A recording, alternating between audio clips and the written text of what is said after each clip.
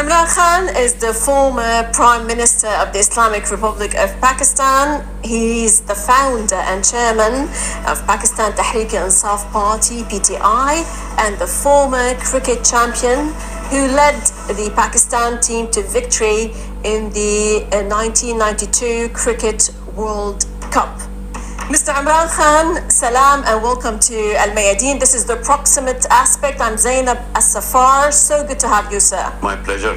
Allow me to start, sir, by asking you, the internationally acclaimed American linguist slash philosopher Noam Chomsky's impression about you is, quote, if Imran Khan were running, I will take time to vote for him. I don't think anything happened that justified his expulsion from the political system, unquote. Today, at least 77 court cases have been filed so far against you. This is the latest update and counting, perhaps. Who is behind these cases? Is there a specific side or person that you can name, sir?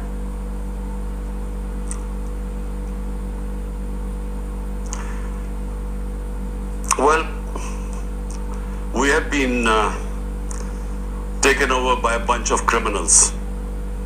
Pakistan, the reason why our economy, which was going through its best performance in 17 years in terms of growth rate, in record exports, record agricultural production, record taxes, industrial growth, and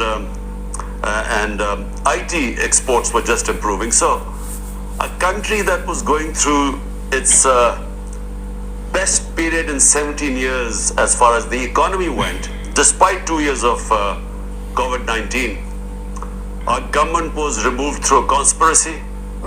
The conspiracy was led by our ex-army chief. He combined with these two crooked families who had been ruling Pakistan for 30 years, and I had replaced them. So he brought them back, and their 61% of the cabinet was on bail on corruption cases. So they were imposed on us. And now what has happened is that they're all petrified of elections. They know that my party, whenever there are elections, will sweep the elections. Out of 37 by-elections since we have been out of power, my party has swept 30 of them.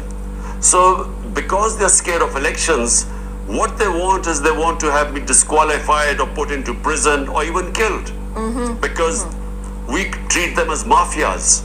And so that's why you have 77 cases, and every day there is a new case.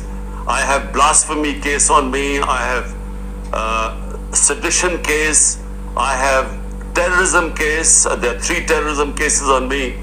So, the whole idea is to remove me from the scene.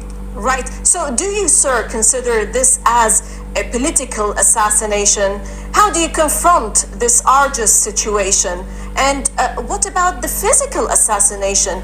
Who wants to liquidate Imran Khan? Give me a name, please. A specific name. Let's specify.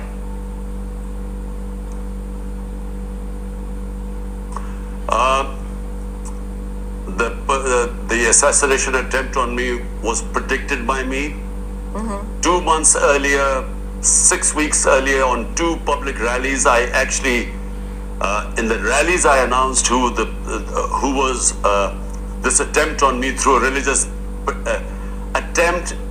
The decoy was supposedly a religious fanatic, but the people behind them were these 2 families, these mafias, and one of the intelligence agencies guy, which I named. Once I survived the attempt, I named this guy called General Faisal, who is in the ISI, and our intelligence agency, and then there's the Prime Minister and there's the Interior Minister. Both the Prime Minister and Interior Minister have been involved in extrajudicial killing. Both of them have blood on their hands, and for them, assassinating an opponent was not going to be anything new. But joining them was this intelligence officer, General Faisal. These 3 were responsible. To add to all this, a prohibition order by Pakistan's Electronic Media Regulatory Authority to ban the broadcast of your speeches, press talks on Pakistani TV channels. Wow, I mean, why do they fear you that much? Anyways, what is, sir, your message to the people of Pakistan and to the world as a whole through Al Mayadeen today? Look, they're banning me because they're scared that we are now going towards elections. Elections are in 60 days' time, and the Supreme Court has announced election in the two of our provinces, which is 65% of Pakistan. The elections are in 2 months' time. So the reason why they banned me is because they don't want me to campaign. And why they don't want me to campaign? They are scared. Because as I repeat, out of 37 by-elections where the government had been supported by the government machinery, by the administration, by the establishment, by the election commission, despite, and all parties on one side, 13 parties on one side, my party beat all of them in 30 of 37 elections. So they're all scared. And that's why they want me out of the way. Let's shift some gears and talk about the foreign policies. Mr. Khan, you have rejected the request of the EU ambassadors to voice an anti-Russian stance vis-à-vis the Russian military operation in Ukraine. How do you see the future of Pakistani-Russian ties and between East and West? Where does Imran Khan stand today, especially with the burgeoning of the China-Pakistan economic corridor? Well, look, first of all, foreign policy is made for the benefit of the people of your country. So national interest means the interest of the people of your country. And foreign policy should protect the interest of your country. So when the European Union ambassadors asked me publicly, which is unprecedented, it's against diplomatic norms, they publicly asked me to condemn the Russian invasion of Ukraine. I asked them one question, that why did they not ask India to condemn the Russian invasion? Because India is a partner, an ally of the United States in what is called the Quad. So it's a strategic ally. So why did they not ask India? Why did they ask Pakistan? So that was my number one point, which is bizarre. I mean, how dare they interfere in our internal politics? Secondly, my idea of international relations, as I've just said to you before, are the 220 million people of Pakistan. We had negotiated with Russia, just like India, to get discounted oil, because after the Ukraine invasion, the price of international oil went up. And countries like us suffer when the prices of oil go up, because it causes inflation, which causes poverty.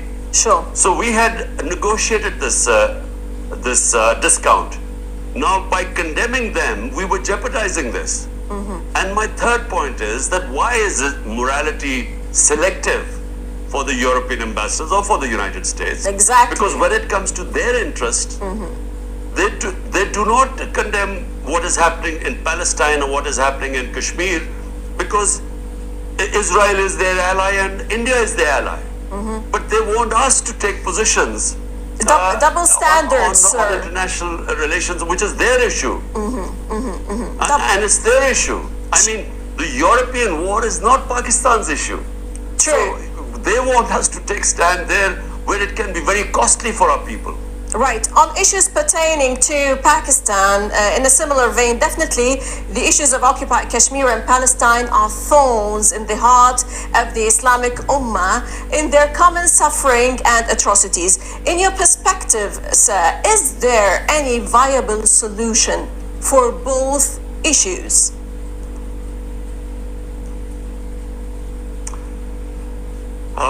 Kashmir, the only viable solution is giving them autonomy, independence, according to the wishes of the people of Kashmir. This was the world community through the United Nations Security Council resolution 70 years ago was promised to the people of Kashmir that they will be able to decide their own destiny through self-determination, through plebiscite. True. Whether they want to be with India or Pakistan.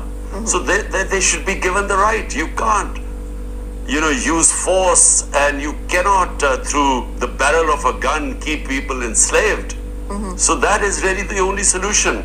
But unfortunately, I have no hopes for the current government in India, the BJP government. And Israel is the same with the Palestinians. How can you deprive people of their right to live as free, liberated human beings? So same thing is happening. Unfortunately, there is this very hardline Israeli governments that just for some reason will not understand that where are the Palestinians going to go? And how long will you keep them in prison like that, or in an open prison? You have to give them their rights sooner or later. Otherwise, this problem is not going to go away. But unfortunately, I don't see much logic and reasoning amongst the hardline Israelis. Right. Sir, Mr. Khan, Craig Murray, former British ambassador, I'm coming back to your matters internally, tweeted that the CIA is deposing of Imran Khan as Prime Minister for his opposition to the US drone campaign operating within and from Pakistan is probably the most underreported story of the last couple of years.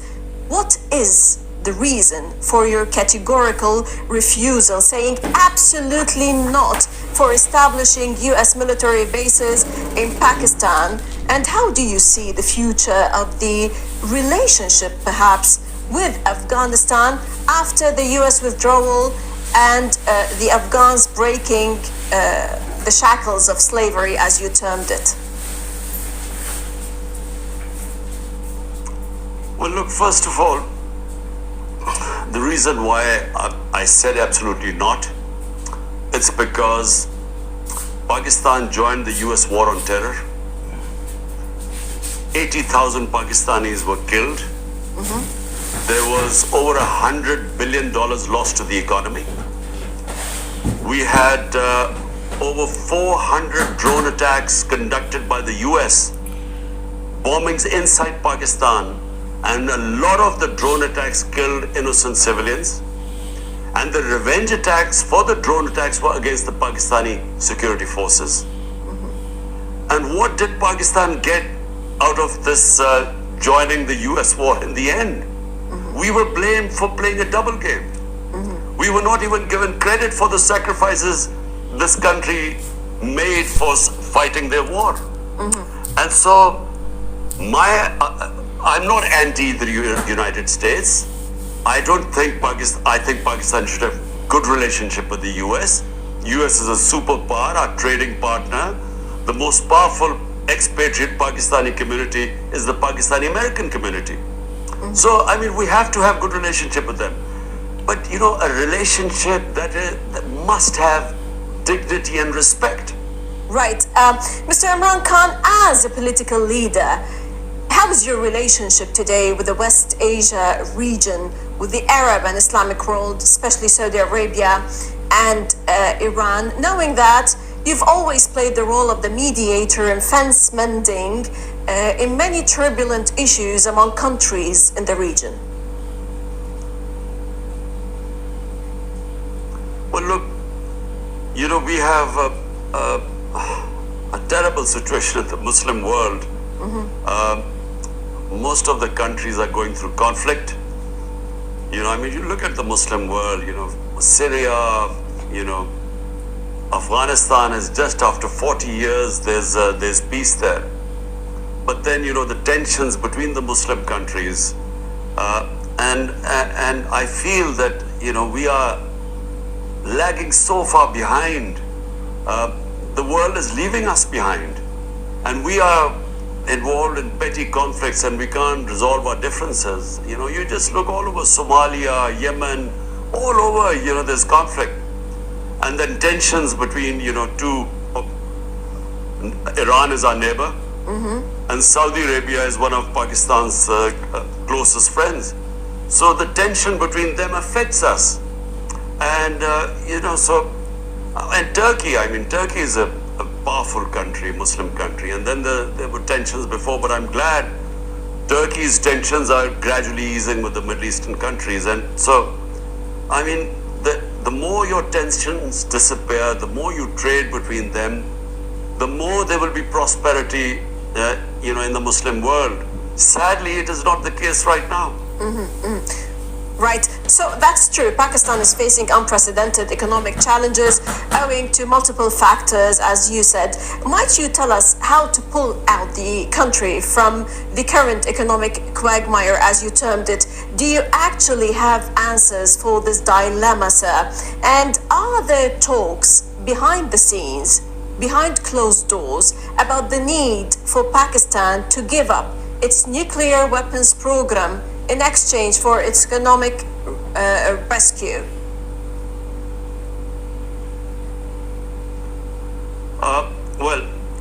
The way Pakistan will get out of this economic mess is to have justice and rule of law.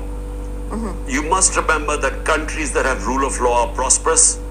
Countries which have the law of the jungle are called banana republics. Not because of lack of resources, but because they don't have laws. Civilizations throughout history prospered which had relatively better justice system and rule of law. So Islam, when it prospered and when what we call the golden age of Islam, it was when our Prophet Muhammad sallallahu alaihi wasallam set up the state of Medina based on a justice system of rule of law. And it is rule of law that liberated the people, and that's how they became world leaders. So that is the number one thing in Pakistan. And now when you talk about the second issue, it is worrying all of us because, we have, if there was no threat from a neighbor 7 times the size of Pakistan, which is India, we would not be worrying. I'm not very pro nuclear weapons anyway. But the fear in Pakistan is that at the time in India, there is an extremist, a racist government in power with an extremist ideology. And so therefore there is a worry that if it's 7 times the size of Pakistan, if we do not have the protection of a nuclear cover, Pakistan's security would be at stake. So therefore, I don't know what is happening behind the scenes, but if worry is that if you're economically bankrupt, then there would be a pressure for us, to give up our nuclear weapons. And this has been a worry of Pakistanis for a long time because of the insecurity bred by a neighbor 7 times the size of Pakistan. You have announced recently that you have forgiven everyone, including those who attempted to take your life in Wazirabad last year, for the sake of the country and the journey towards real independence, or fighting for the haqiqi azadi, or true freedom. What is your strategy, Mr. Khan, in this sense? Though some might argue, you have burnt all your boats with major decisive elements in Pakistani politics, on top of which the military establishment. Well, let me clarify first of all. The military establishment is one man, the army chief. So let's not bring the military, it's not some democratic organization where there's voting. It's just one man who takes decisions. Now, secondly,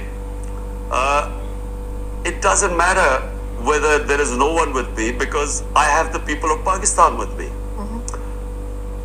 Thanks to the Almighty, today Tehreek-e-Insaf is the biggest political party in Pakistan's history.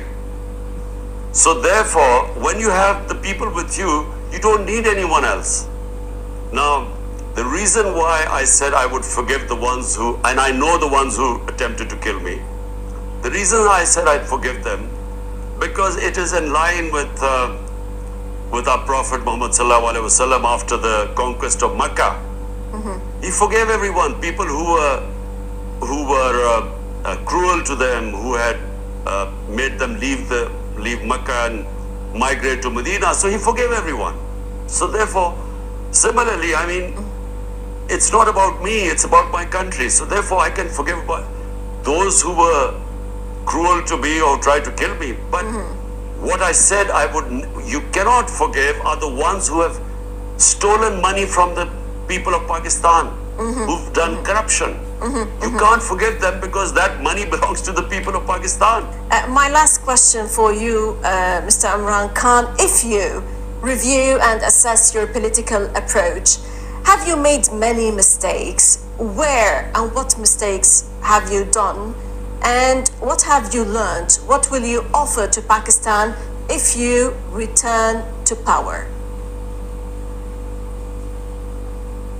Look, I mean, you make all the mistakes all the time. We humans are humans, different to the angels, because we make mistakes. But successful human beings always learn from their mistakes.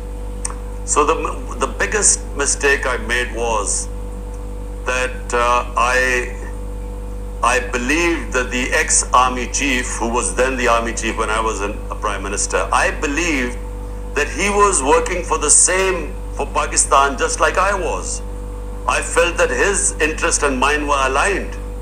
And so I trusted him completely. And I gave him an extension. But then I realized that he was actually, not with me. He was working for these crooks. And these are the crooks. He did a conspiracy to remove me and bring them back again. So it's made me understand that, sometimes I've always been a trusting guy. I trust people. But, the mistake I made was I thought his and my objective were the same. And so therefore, it was a big mistake to trust him completely. And he brought this country now to its knees. So, that's the biggest lesson. And secondly, never compromise on the rule of law. Because I did not have enough power. As a prime minister, I did not have the accountability bureau. It was a coalition government, a weak government. I did not have the power I needed to impose the rule of law. So the lesson is, I would never take power again or form government again if I did not have the power to impose rule of law in Pakistan. Excellent, Imran Khan, former Premier of Pakistan, definitely a man of consequence. Thank you very much, sir, for joining us from the Pakistani city of Lahore. Definitely, and definitely also for your transparency. Pure pleasure to have you, sir. Thank you very much. Always a pleasure. لعل تصريحات يا عمران خان في فيلم وثائقي تم تصويره